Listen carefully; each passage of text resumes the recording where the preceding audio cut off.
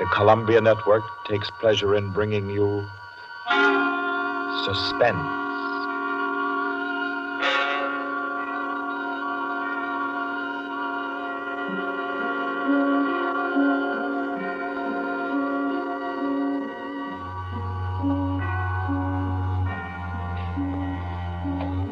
Suspense, Columbia's play theater of outstanding thrillers, produced and directed by William Spear and scored by Bernard Herrmann. The notable melodramas from fiction and stage and screen, from the world's great literature of entertaining excitement, presented each week to bring you to the edge of your chair, to keep you in suspense.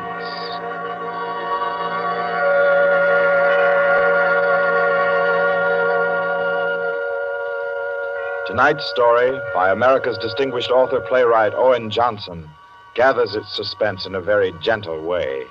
It doesn't have a spectacular finish, garnished with revolver shots. There are no graveyard watches. There's not so much as a single lifeless body, identified or unidentified. It's a tale told in a clubroom, the Artists and Writers Club in New York. A tale of high-class robbery and suspicion, and of how some ladies and gentlemen nervously counted 100 in the dark.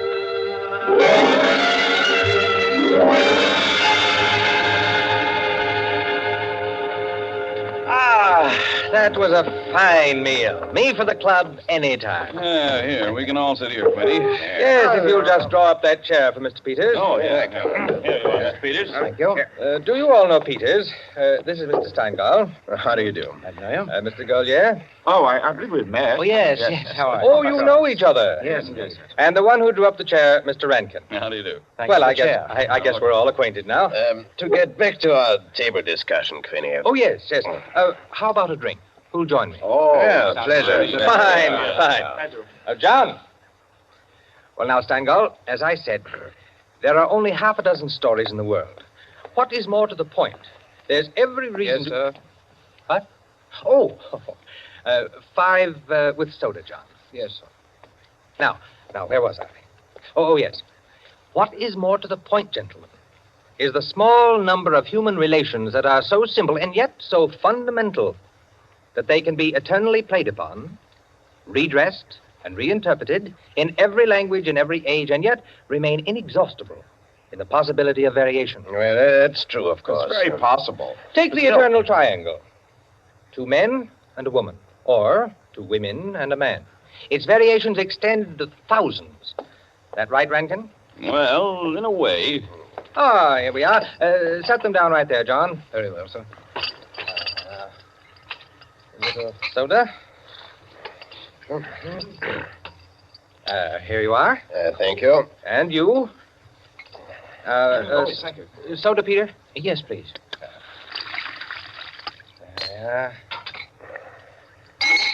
Another one. Here you are. Thanks. And here's yours. Thank you. And now, a little soda in mine. Well, here's to you all. Cheers.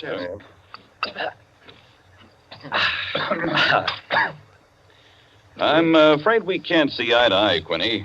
I believe there are situations, original situations, that are independent of your human emotions, that exist just because they are situations, accidental and nothing else. As for instance? Well, I'll just cite an ordinary one that happens to come to my mind. In a group of 5 men, such as we are here, a theft takes place. One man is the thief. Now, which one? Now, I'd like to know what emotion that interprets. And yet it certainly is an original theme at the bottom of a whole literature. It's not the same thing at all. Detective stories. I could answer that the situation you give can be traced back to the commonest of human emotions, curiosity. I think Quinny has you there, Rankin. What is the peculiar fascination that the detective problem exercises over the human mind? You will say curiosity. Yes and no.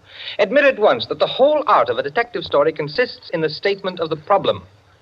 Anyone can do it. I can do it. Steingall can do it.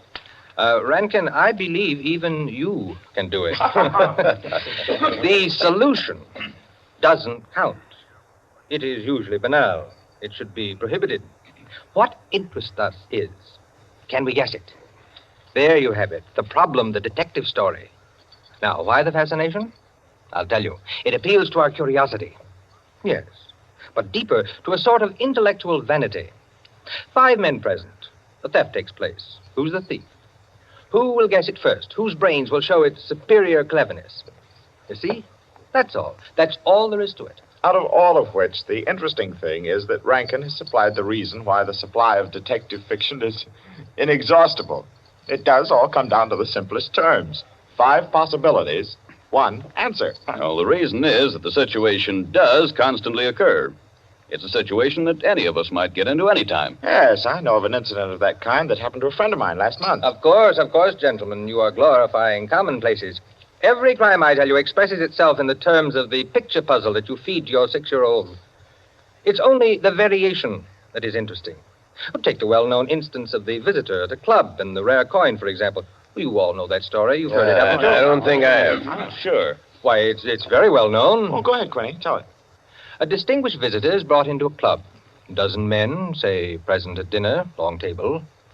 Conversation finally veers around to curiosities and relics. One of the members present then takes from his pocket what he announces as one of the rarest coins in existence. Passes it around the table. Coin travels back and forth, everyone examining it. And the conversation goes to another topic. All at once, the owner calls for his coin. It is nowhere to be found. Everyone looks at everyone else. First, they suspect a joke. Then it becomes serious. The coin is immensely valuable. Who has taken it? The owner is a gentleman. Does the gentlemanly, idiotic thing, of course, laughs as he knows someone is playing a practical joke on him and that the coin will be returned tomorrow. The others refuse to leave the situation so. One man proposes that they all submit to a search. Everyone gives his assent until it comes to the stranger. He refuses, curtly, roughly, without giving any reason. Uncomfortable silence. The man is a guest. No one knows him particularly well, but still he is a guest. One member tries to make him understand that no offense is offered, that the suggestion was simply to clear the atmosphere. The stranger becomes very firm, very proud, and says, I refuse to allow my person to be searched, and I refuse to give the reason for my action. Another silence. The visitor evidently has the coin, but he is their guest, and etiquette protects him. Nice situation, huh? Well, What's the answer? The table is cleared. A waiter removes a dish of fruit, and there, under the ledge of the plate, where it's been pushed, is the coin. Banal explanation, eh? Of course. Solutions always should be. At once, everyone apologizes to him, whereupon the visitor rises and says, now I can give you the reason for my refusal to be searched. There are only 2 known specimens of that coin in existence, and the second happens to be here in my vest pocket. that's rather obvious. Of course, the story is well invented, but the turn to it is very nice. Very nice, indeed. Well, I don't know. Ending is very unsatisfactory. The visitor should have had on him not another coin, but something absolutely different, something destructive, say, of a woman's reputation. And a great tragedy should have been threatened by the casual misplacing of the coin. Well, I've heard the same story told in a dozen different ways. Oh, it's happened 100 times. It must continually happen. I know of one extraordinary instance. In fact, the most extraordinary instance of this sort I've ever heard. Peters, you rascal. I see you've been quietly letting us set the stage for you. Well, it's not a story that will please everyone, Why not? because you will want to know what no one can ever know. It has no conclusion, then. Yes and no. As far as it concerns a woman, quite the most remarkable woman I've ever met, the story is complete. Do I know the woman?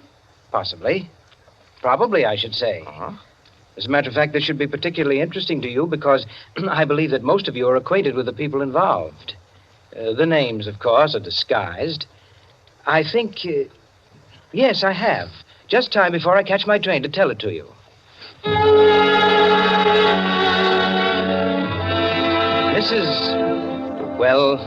Mrs. Rita Kildare inhabited a charming bachelor girl studio. Very elegant. With a duplex pattern and one of the buildings just off Central Park West. She knew very nearly everyone in that indescribable society in New York that's drawn from all levels and that imposes but one condition for membership, to be amusing. In this mingled society, her invitations were eagerly sought. Her dinners were spontaneous, and the discussions, though gay and usually daring, were invariably under the control of wit and good taste. On the Sunday night of this adventure, she had, according to her custom, sent away her Filipino butler and invited to an informal chafing dish supper 7 of her more unusual friends. At 7 o'clock, having finished dressing, she put in order her bedroom, which formed a sort of free passage between the studio and a small dining room to the kitchen beyond. Then, going into the studio, she struck a match and was about to light the candlesticks which illuminated the room when the bell rang. And a Mr. Flanders, a broker, compact, nervously alive, well-groomed, was waiting as she opened the door. Well, you're early. On the contrary, you are late. Well, in any case, hello, and come inside. Here, let me take your things. Thank you. Well, I'm the first, I suppose. Of course. And since you are, you can be a good boy and help me with the candles. Delighted. Who's to be here tonight? The Enos Jacksons. I thought they were separated. Not yet. How interesting. Only you, dear lady, would dream of serving us a couple on the verge. It is interesting, isn't it? Assuredly. Where did you know Jackson? Through the Warings. Jackson's a rather doubtful person, isn't he? Well, let's call him a very sharp lawyer. They tell me, though, he's been gambling pretty much. In deep. How about yourself? Me? I'm a bachelor. If I lose my shirt, it makes no difference. Is that possible? Probable, even. Who else is coming? Oh, Maud Lily. You know her? I don't think so. You met her here some time ago. A journalist. Oh, yes, of course. I'd forgotten. Mr. Harris, a clubman, is coming, and the Stanley Cheevers. Stanley Cheevers? Are we going to gamble? Don't tell me you object. Certainly not. Only the Cheevers. They play quite a game. Yes, well united. They have an unusual streak of good luck. Oh, by the way, it's Jackson, isn't it, who is so attractive to Mrs. Cheever? Quite right. What a charming party. Where does Maud Lily come in? Don't joke. She's in a desperate way. And young Harris? Oh, he's to make the salad and cream the chicken.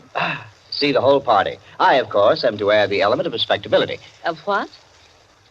Don't play baby with me, my dear Flanders. I apologize. That's better. No one, of course, knows who else is coming. No one, of course.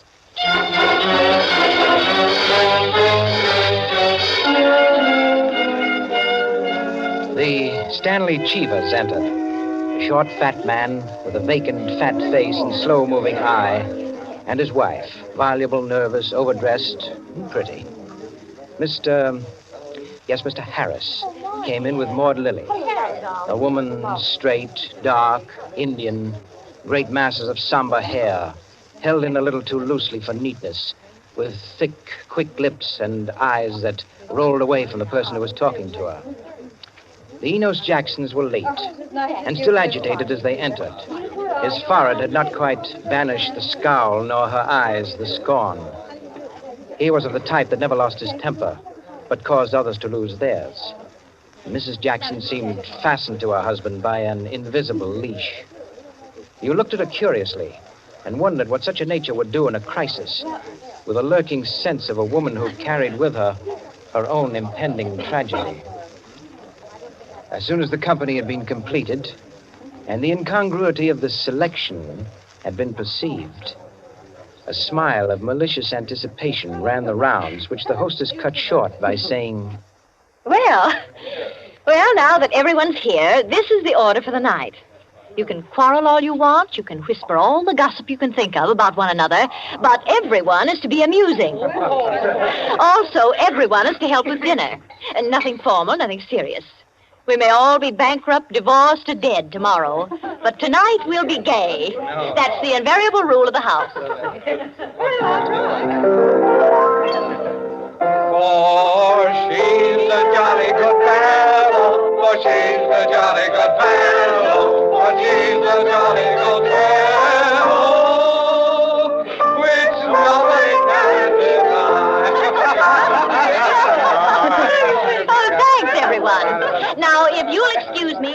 on with the cooking. Harris, I'll need you. Right with you. May I be of any help? Thank you, Ma, dear. Oh, Mrs. Cheever, you might come along, too. All right.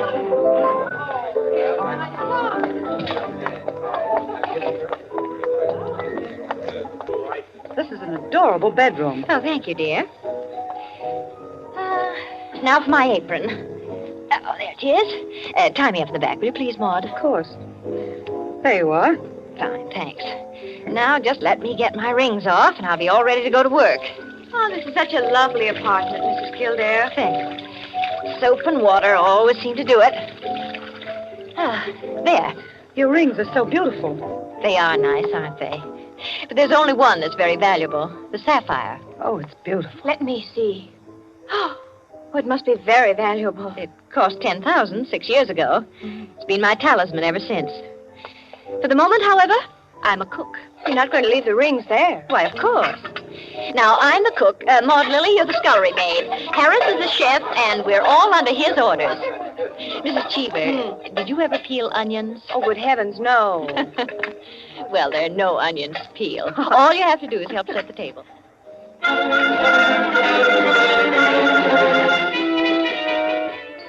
Under their hostess's gay guidance, the 7 guests began to circulate busily through the rooms, laying the table, grouping the chairs, opening bottles, and preparing the material for the chafing dishes.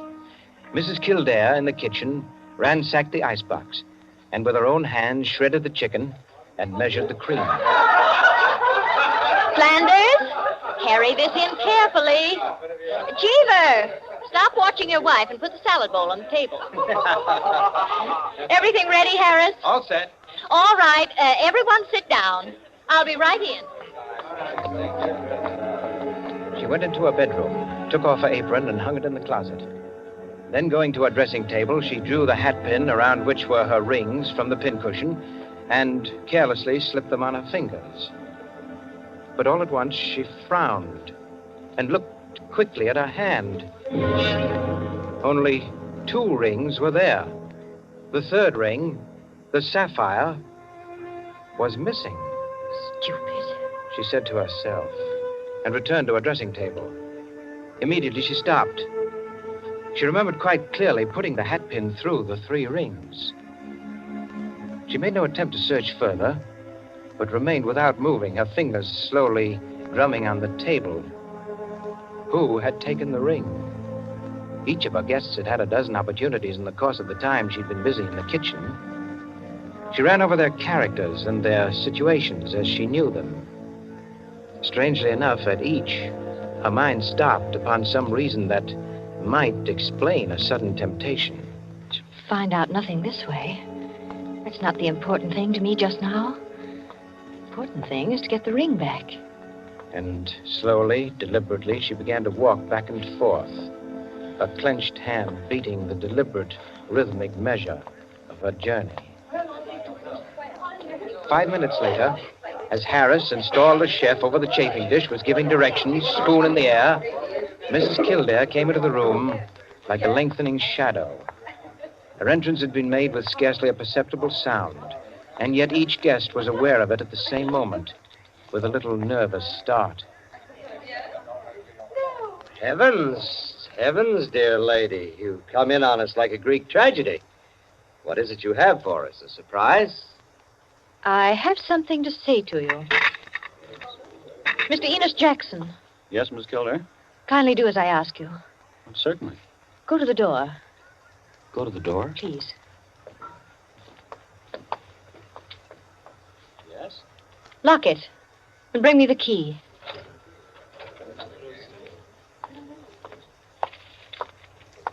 Here you are. You've locked it? As you wish me to. Thank you. Now, the bedroom door. Would you do the same? Surely.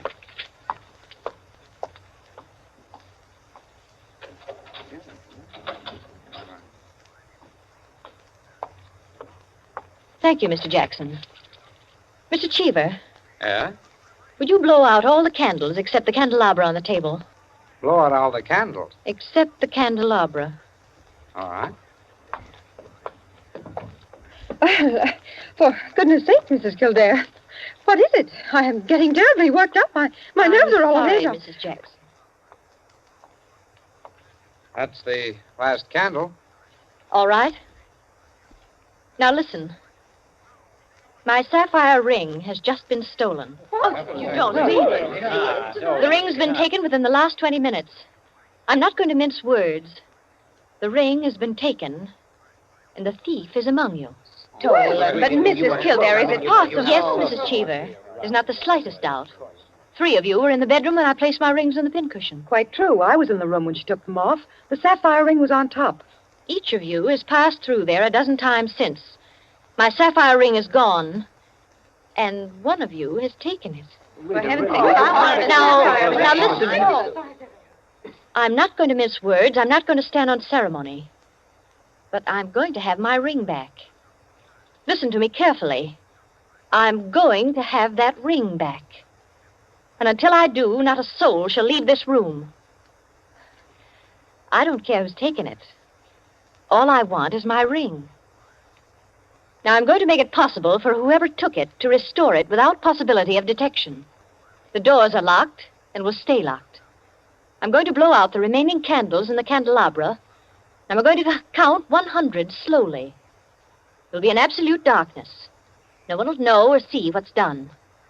But if, at the end of that time, the ring is not here on the table, I shall telephone the police and have everyone in this room searched. Am I quite clear? Everyone take his place about the table and remain standing, please. That's it. That'll do. Now, I'll blow out the candles and count 100. No more, no less. Remember, either I get that ring, or everyone in this room will be searched.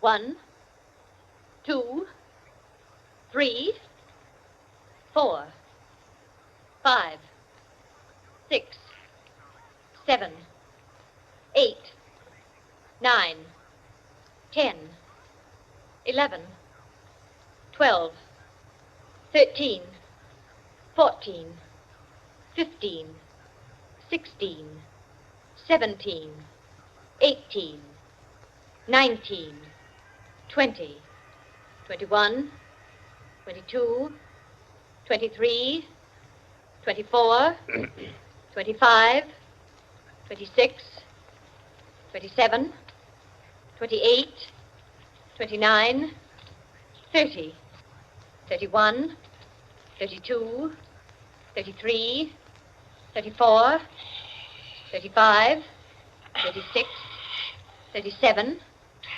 38, 39, 40, 41, 42, 43, 44, 45, Foot slipped off the chair. I'm 46, sorry. 47, 48, 49, 50, 51, 52, 53, 54, 55, 56, 57, 58, 59, 60, 61, 62, 63, 64, 65, 66, 67, 68, 69, 70, 71, 72, 73, The ring. 74, There it is. On the table. 75, 76, 77, 78, 79, 80, 81, 82, 83, 84, 85, 86, 87, 88, Oh, really? 89, 90, 91, 92, 93, 94, 95, 96, 97, 98, 99, 100. Well, it is there, isn't it? Mr. Cheever, you may hand it to me. Well, now that that's over, we can have a very gay little supper. The lights, someone.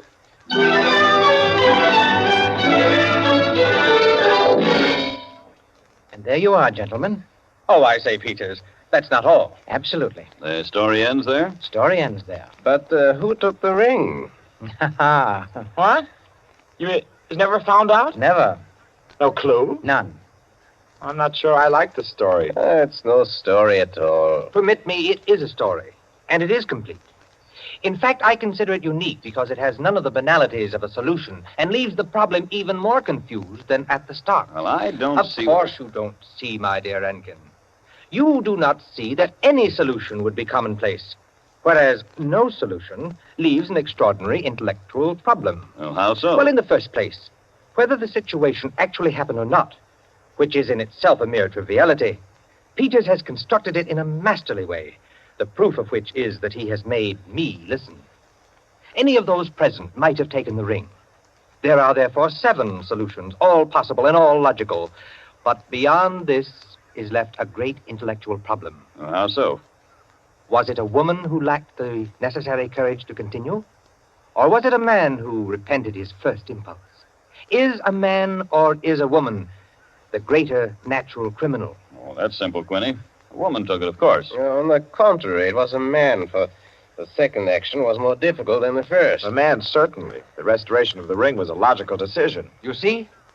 Personally, I incline to a woman, for the reason that a weaker feminine nature is strangely susceptible to the domination of her own sex. There you are. We could meet and debate the subject year in and year out and never agree. I recognize most of the characters, Peters. Mrs. Kildare, of course, is all you say of her. An extraordinary woman. The story is quite characteristic of her.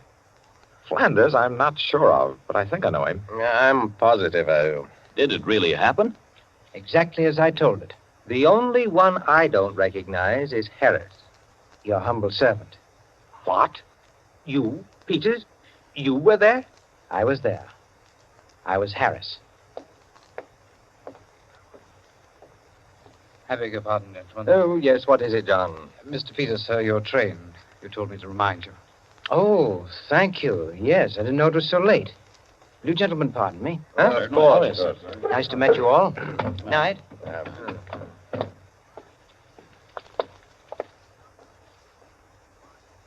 Curious chap. Extraordinary. Well, now, I wonder. I wonder if we're wondering the same thing, gentlemen.